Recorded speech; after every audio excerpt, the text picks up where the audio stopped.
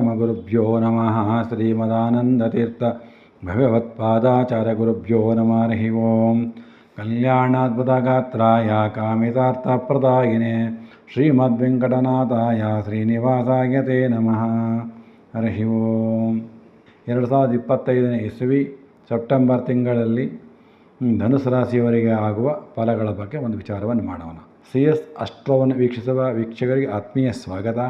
ನಮ್ಮ ಚಾನಲನ್ನು ಸಬ್ಸ್ಕ್ರೈಬ್ ಮಾಡಿಕೊಂಡು ಎಲ್ಲರಿಗೂ ಶೇರ್ ಮಾಡಿ. ವಿಶೇಷವಾಗಿ ಈ ಧನುಸು ರಾಶಿಯವರಿಗೆ ಈ ತಿಂಗಳಲ್ಲಿ ಒಂದು ಒಳ್ಳೆಯ ಭೂಮಿಯನ್ನು ಕೊಂಡುಕೊಳ್ಳುವಂಥ ಯೋಗ, ಮನೆ, ಒಳ್ಳೆಯ ಅಧಿಕಾರವನ್ನು ಪಡೆಯುವಂಥ ಯೋಗ ಇದೆ. ಕಾರಣ ಏನಪ್ಪ ಅಂದರೆ ರವಿ ಮತ್ತು ಬುಧ ಬಹಳ ಒಳ್ಳೆಯ ಫಲವನ್ನು ಕೊಡುವಂತಹದ್ದು. ನಿಮ್ಮ ರಾಶಿಗೆ 10ನೇ ಸ್ಥಾನದಲ್ಲಿ ಸಂಚಾರ ಮಾಡೋದ್ರಿಂದ ವಿಶೇಷವಾಗಿ ಶ್ರೀಮಂತರಾಗುವಂಥ ಯೋಗ, ವಿದ್ಯಾವಂತರಾಗುವಂಥ ಯೋಗ, ಅಧಿಕಾರವಂತರಾಗುವಂಥ ಯೋಗ ಬಹಳ ಚೆನ್ನಾಗಿದೆ. ಮನೆ ವಾಹನಗಳನ್ನು ಕೊಂಡುಕೊಳ್ಳುವಂತಹ ಯೋಗ ಭಾಳ ಚೆನ್ನಾಗಿದೆ. ಮತ್ತು ಉದ್ಯೋಗದಲ್ಲಿ ಪ್ರಗತಿಯನ್ನು ಕಾಣ್ತೀರಿ ಮತ್ತು ಉದ್ಯೋಗದ ಬಡ್ತಿಗಳಾಗುವಂಥ ಸಂಭವ ಹೆಚ್ಚಾಗಿದೆ. ವ್ಯವಹಾರದಲ್ಲಿ, ಉದ್ಯೋಗದಲ್ಲಿ ಕೀರ್ತಿ ಗೌರವಗಳನ್ನು ಹುಡುಕಿಕೊಂಡು ಬರ್ತದೆ. ನಿಮಗೆ ಒಳ್ಳೆಯ ಫಲವನ್ನು ಕೊಡ್ತಾನೆ ರವಿ ಬುಧರು. ಆದರೆ ನೀವು ಕಷ್ಟಜೀವಿಗಳು, ಕಷ್ಟವಿದ್ದೇ ನೀವು ಇಂಪ್ರೂವ್ಮೆಂಟ್ ಆಗ್ತೀರಿ. ಕೇಳಲ್ಲ, ಕಷ್ಟ ಬಿದ್ದರೂ ಧರ್ಮ ರೀತಿಯಲ್ಲಿ ಇರ್ತೀರ. ಅದೊಂದು ನಿಮ್ಮ ದೇವರನ್ನು ಅನುಗ್ರಹ ಮಾಡಿಕೊಡ್ತಾನೆ ಭಗವಂತ. ಭೂಮಿ, ಮನೆ, ಹಿರಿಯರ ಆಸ್ತಿಗಳೆಲ್ಲ ನಿಮ್ಮ ಕೈ ಸೇರುವಂಥ ಚಾನ್ಸಸ್ ಚೆನ್ನಾಗಿದೆ. ಮತ್ತು ಉದ್ಯೋಗದಲ್ಲಿ ಸರ್ಕಾರ ಸಹಾಯವೂ ಸಿಗ್ತದೆ ನಿಮಗೆ. ಸರ್ಕಾರಿ ಉದ್ಯೋಗಗಳಿಗಂತೂ ಬಹಳ ಅನುಕೂಲ ಚೆನ್ನಾಗಿದೆ. ಮತ್ತು ಹೊಸ ಕಾರ್ಯತಂತ್ರಗಳಿಂದ ಬಗ್ಗೆ ಚಿಂತನೆ ಮಾಡ್ತೀರಿ. ನಾನು ಏನು ಮಾಡಬೇಕು, ಮುಂದೆ ಬರೋಕ್ಕೆ ಹೇಗೆ ನಿಂತ್ಕೋಬೇಕು, ಏನು ವ್ಯವಹಾರ ಮಾಡಬೇಕು ಅಂತ ಚಿಂತನೆಗಳು ಬರ್ತದೆ. ತಪ್ಪದೇ ಚಿಂತನೆಯನ್ನು ಮಾಡಿ ಮುಂದುವರಿಯಿರಿ. ದೊಡ್ಡ ಯಂತ್ರಗಳು ಹಾಗೂ ಮಿಷಿನರಿಗಳ ವ್ಯಾಪಾರದಿಂದ ಅಧಿಕ ಧನ ಲಾಭಗಳಾಗ್ತದೆ ನೋಡಿರಿ. ದೊಡ್ಡ ಕೈಗಾರಿಕೆ ನಡೆಸುವಂಥವ್ರಿಗೆಲ್ಲ ಭಾಳ ಚೆನ್ನಾಗಿದೆ.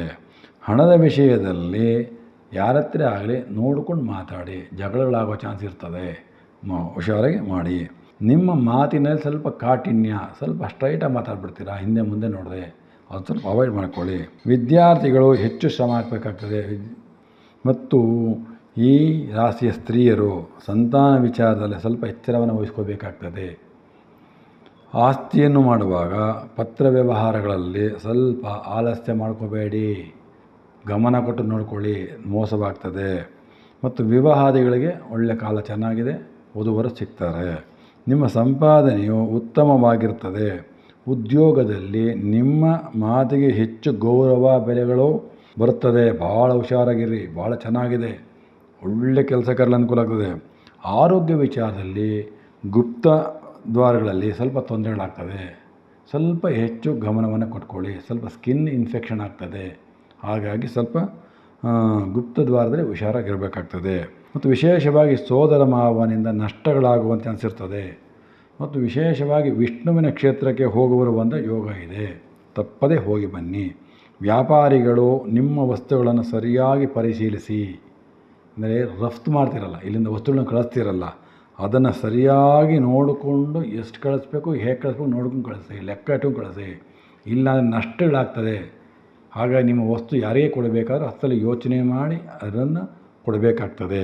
ನಿಮ್ಮ ವಿವಾಹ ಜೀವನದಲ್ಲಿ ಸರಿಯಾದ ತೀರ್ಮಾನಗಳನ್ನು ತೆಗೆದುಕೊಳ್ಳಬೇಕು. ಇದು ಬೇಕೋ, ಇದು ಬೇಡ, ಇದು ಹೇಗೆ ಎಂದು ಯೋಚನೆ ಮಾಡಿ ಮಾಡ್ಕೋಬೇಕಾಗ್ತದೆ. ಕೋರ್ಟ್ ತಕರಾರುಗಳು ಬರ್ತದೆ, ಹಾಗಾಗಿ ಅಲ್ಲಿವರೆಗೂ ಹೋಗಬೇಡಿ. ನೀವೇನೇ ಇದ್ದರೂ ಸಹ ಸರಿಯಾದ ವಧುವರರು, ಗಂಡ ಹೆಂಡತಿ ಸ್ವಲ್ಪ ಕೂತ್ಕೊಂಡು ಸರಿಯಾಗಿ ದೊಡ್ಡವರು ಹೇಳೋ ಮಾತು ಕೇಳ್ಕೊಂಡು ನಡೀರಿ. ಅದರಿಂದ ನಿಮ್ಮ ಕಷ್ಟಗಳೆಲ್ಲ ಪರಿಹಾರವಾಗ್ತದೆ. ನಿಮ್ಮ ಹಿರಿಯರ ಸಹಕಾರದಿಂದ ನಿಮಗೆ ಅನುಕೂಲಗಳಾಗ್ತದೆ. ನೀವು ಮಾಡಿದ ದಾನ ಧರ್ಮಗಳು ಫಲದಿಂದ ಜೀವನದಲ್ಲಿ ಒಳ್ಳೆಯ ಭವಿಷ್ಯವನ್ನು ಕಾಣ್ತೀರಿ. ಒಳ್ಳೆಯ ದಾನ ಧರ್ಮ ಮಾಡ್ತೀರಿ, ಧರ್ಮ ಮಾರ್ಗದಲ್ಲಿ ಇರ್ತೀರಿ, ಈ ಫಲ ಮುಂದೆ ಸಿಗ್ತದೆ. ಮತ್ತು ತಾಯಿಯಿಂದ ಲಾಭವಿದೆ. ತಾಯಿ ಅನುಗ್ರಹನ ಪ್ರತಿನಿತ್ಯ ತಗೊಳ್ಳಿ. ನೀವು ಜೀವನದಲ್ಲಿ ಒಳ್ಳೆಯ ಕಾಲ ಕಾಯುತ್ತಿರುವಿರಿ. ಬರುತ್ತೆ, ಒಳ್ಳೆಯ ಅನುಗ್ರಹ ಹಾಗೇ ಆಗ್ತದೆ, ಯಾವ ಕಾರಣಕ್ಕೂ ತೊಂದರೆ ಇಲ್ಲ. ಸ್ವಂತ ಉದ್ಯೋಗದಲ್ಲಿ ಅಧಿಕ ಲಾಭಗಳು, ಅದರಿಂದ ನೀವೇ ಆಸ್ತಿ ಸಂಪಾದನೆ ಇಷ್ಟಪಡ್ತೀರಿ. ಸ್ವಂತ ಉದ್ಯೋಗ ಮಾಡಿ ನೀವೇ ಆಸ್ತಿ ಸಂಪಾದನೆ ಮಾಡ್ತೀರಿ. ನಿಮ್ಮ ತಂದೆಗೆ ತೋರಿಸ್ತೀರಿ, ನಾನು ಸಂಪಾದನೆ ಮಾಡಿದೆ ಅಂತ. ಬಹಳ ಸಂತೋಷವಾಗ್ತದೆ. ಅಪರಿಚಿತರಿಂದ ಸಹ ನಿಮಗೆ ಸಹಾಯ ಸಿಗ್ತದೆ. ಅಂದ್ಕೊಂಡಿರಲ್ಲ ಅಂಥವ್ರು ಸಹ ನಿಮಗೆ ಸಹಾಯವನ್ನು ಮಾಡ್ತಾರೆ. ಮತ್ತು ಕಲಾಭಿಮಾನಿಗಳಿಗೆ ಹೆಚ್ಚು ಅನುಕೂಲವಾಗುತ್ತದೆ. ಲಾಭಗಳು ಸಹ ಬರ್ತದೆ. ಹೆಚ್ಚು ಕಾಲವನ್ನು ದುಡಿಯುವುದರಲ್ಲೇ ಕಾಲ ಕಳಿತೀರಿ. ನೀವು 24/7 ವರ್ಕ್ ಮಾಡ್ತೀರಿ ಕೆಲಸಗಳನ್ನು, ಅದಕ್ಕೆ ಒಳ್ಳೆ ಬೆಲೆ ಬರ್ತದೆ ನಿಮಗೆ.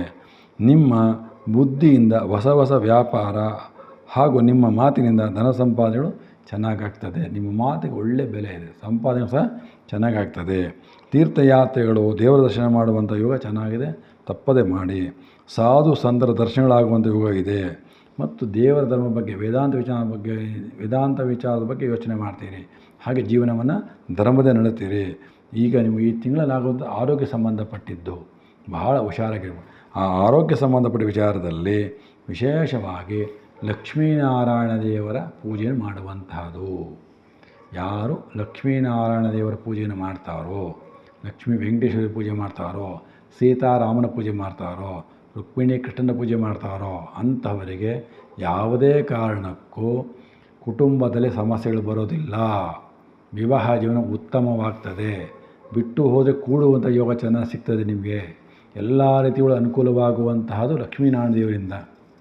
ಹಾಗಾಗಿ ಧನುಸ್ಸು ರಾಶಿಯವರು ಈ ತಿಂಗಳಲ್ಲಿ ವಿಶೇಷವಾಗಿ ಲಕ್ಷ್ಮೀನಾರಾಯಣ ದೇವರ ಪೂಜೆಯನ್ನು ಮಾಡಿ ದೇವರ ದರ್ಶನ ಮಾಡೋದ್ರಿಂದ ಎಲ್ಲ ಕಷ್ಟಗಳ ಪರಿಹಾರವಾಗಿ ಸುಖದಿಂದ ಇರ್ಬೋದು. ಹಾಗೆ ಆಸ್ತಿನ ಸಹ ಸಂಪಾದನೆ ಮಾಡ್ಬೋದು. ನಮಸ್ಕಾರಗಳು.